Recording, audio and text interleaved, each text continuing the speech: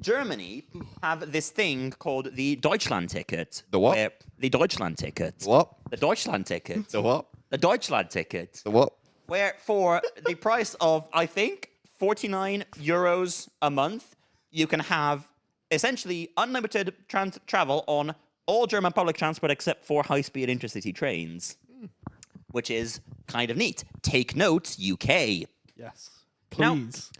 the Deutschland ticket is fulfilled as a digital railway ticket. And one thing that came out at a talk at the 39th Chaos Communications Congress, big Them again. gathering of German hackers, is some folks who have done a lot of reverse engineering of how railway tickets in general work and had made a actually rather nice website called Zugli, written as Zugli with a U with an umlaut .app. If you don't have a German keyboard, good luck. Press and hold on the U key if you're on iOS. Yep. And they made a website that essentially allow you to import a train ticket in just a normal barcode format and turn it into an Apple or Google Wallet pass. Oh, yeah. Ooh. One side note, one neat thing it could do is it could turn rail cards into Apple or Google Wallet.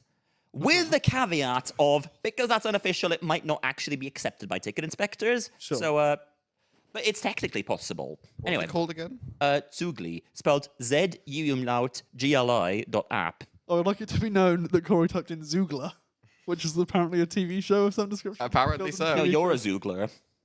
I'm a Zoogler. Now, one unexpected use case of the site that they found was it became a laundromat for forged Deutschland tickets. Ah. Because what they found is that they had certain IP addresses uploading lots of Deutschland tickets to that site, which is interesting because one person normally has one Deutschland ticket at a time. I see. Because it's What were they called again, Max? Zugli, No, the tickets. the Deutschland. What was? I've lost my place, you bastard. They were uploading one IP address is uploading lots of Deutschland tickets. I mean, I don't remember what they're called, but the tickets. Yes. So I the think they're called folks. Deutschland tickets. Oh, is that what they're called? Yeah, the folks who made Zugli found that they had lots of IP addresses, more like a small number of IP addresses uploading lots of Deutschland tickets, presumably to convert them to Apple Wallet format, and which is unusual because one person normally only has one Deutschland ticket per month because there is just no reason for you to buy more than one because it's valid for an entire month. Yeah. So you would not expect a legitimate user of them to upload more than one to the site per month, and yet there were IP addresses that uploaded hundreds of them. So why? Because these Deutschland tickets were fraudulently issued. Okay. And presumably, the forgers that created them were too lazy to clone the open source software that Zugli runs and just used the public instance to convert them into Apple Wallet.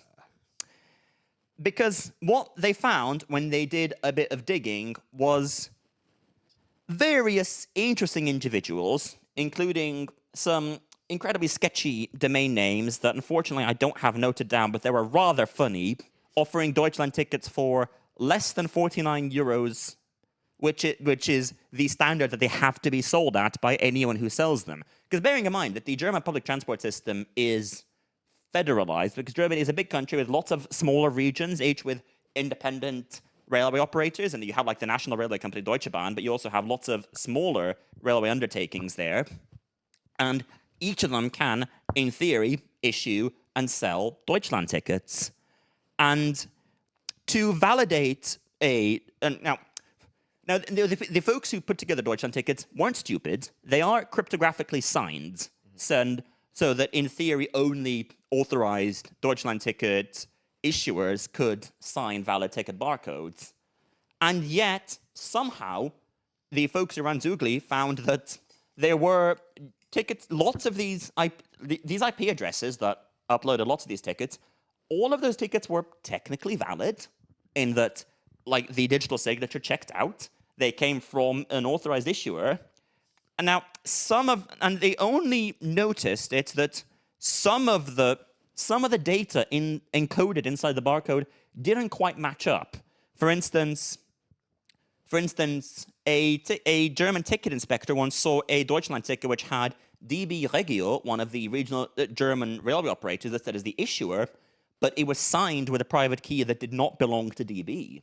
And what they found is that this ticket where the issuer and the company that signed it didn't quite match up was issued by a private company called Veta.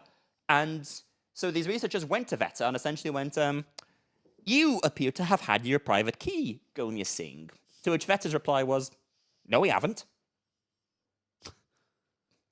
And I don't have all the full details, so I'm reluctant to go into them, but a lot of things didn't quite add up about the story of how some of these tickets came into being. And there was also the slightly more fundamental issue is that there are two technical standards for encoding the ticket information into barcodes that a Deutschland ticket could be issued on. And one of them, the simpler and more popular one, had an issue in that it didn't actually have a means of revoking the private keys. In other words, these tickets were out there. I see. So you said that the real valid tickets last a month. Yes. But when these fraudulent ones were made, did those expire? Or no, they were also valid for a month. Okay. I mean, they were like bona fide Deutschland tickets in every way, except that the federal German undertaking that managed their issuance and redistributes the ticket revenue probably didn't see the money for it. So they're unrevocable, completely working tickets. They're out there. What were they called again? The Deutschland tickets. Yeah. Yes. What? And after doing a bit of analysis with the help of some folks from Deutsche Bahn, who the researchers said were very responsive to the findings, they found that there may have been somewhere between 60,000 and 960,000 of these in circulation every month. That's a bit of a range. Not only is it a bit of a range, it's a very big number. It is a very big number. Yes. So, and the financial loss from all of these tickets, bearing in mind that these have been sold to passengers who probably don't know that they're fraudulent because they're issued from a slightly sketchy looking but still plausible looking website to the point that folks who are not technically savvy could see, this is a website that is selling Deutschland tickets for less than 49 euros. This is a great deal. I will buy one. Not realizing that Did you try and do a German accent there? No. Oh, it just kind of happened. Possibly. And not realizing that these tickets were fraudulent, I quote from a machine translation of an article in Die Zeit, which published the details of this, that between January and October 2024, these fraudulent tickets could have led to a financial loss for the public transport operators of up to 267 million euros. It's a lot of money. Yeah, that's a lot of money. See, the problem with that number, and it's the same problem with everything when they're like, oh, these people are pirating this or that, or they're like, they're getting fraudulent tickets. Oh, we've lost this amount of money. Is no, because I bet a good deal of people who are buying these tickets for decently cheaper would not have bought a Deutschland ticket had they not been as cheap as they were. You say that. I'm not saying all of them wouldn't, or I'm just saying they would not have seen all of that 200 million. Well, God, I really can't. Actually, I mean, they would have bought whatever the tickets are called. I don't know. What are the tickets called? The Deutschland tickets. That's it. Well, the counterpoint to that is that they didn't see that money. Yeah. So it's not like a case of they should have received 49 euros but only received 39 euros. Yeah. It's a case of they should have received 49 euros and received nothing. But what I'm saying is, had they not been able... What I'm saying is, all the people who bought it for like 30 euros, whatever it's called, might not have... Ticket. Yeah. If their only option was one for 49 euros, they might not have bought it. I can see what you're saying. I'm not sure I agree, purely because... I mean, it's different for transit because people need to get places. Yes, and even at 49 euros, the Deutschland ticket is a very good deal, Yeah. as seen by how popular it's been. If you're interested in finding out more about the story of the many fraudulently issued Deutschland tickets, I would very much recommend watching the talk by the researchers who found it. We'll put a link there. It is A, in English, B, very informative, and C, very funny. So, heartily recommend a watch. What was it about? Fraudulently issued Deutschland tickets. What tickets? That one.